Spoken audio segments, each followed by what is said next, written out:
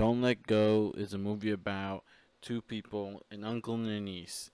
They are pretty much people who care for each other, and it's shown in the movie, well, only in the beginning, because that's the only scene you get to see of them pretty much react with one another.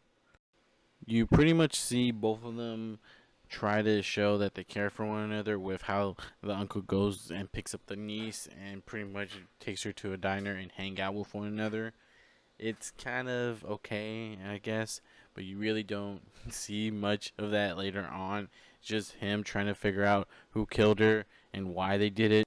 Since this is a blunt house, you pretty much expect something supernatural or something scary. Well, in this movie, the supernatural's time traveling. Guess what? If you guess phone, you're absolutely right because guess what?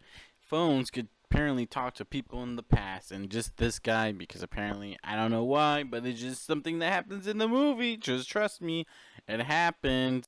Now, you may be thinking, how does it work? He pretty much gets a phone call, he answers, and he talks to her. And it turns out that the murder hasn't occurred in that timeline, and he pretty much could talk to her and apparently it's 2 days before the murder, which is weird because it's oddly Pacific, 2 days before the murder, but whatever.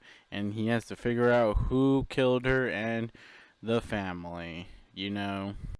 Now, the movie isn't perfect, especially time traveling stuff, because let's be honest, anything that involves time travel is pretty dumb because you really have so many things you could pretty much point out. Overall, the movie isn't really bad. There's some good jokes in there. The only problem is just the time travel stuff. Like literally, he literally could talk to her, and every time she calls him, it's him in the future, and then it's like what happens to the one that's in the present. You don't really know because they never explain what happened, and it's kind of weird. Overall, the movie's okay, I guess. Would recommend it if you have nothing else to watch it. I'm gonna give this movie 5 out of 10. It's maybe a 6, but not really. Bye.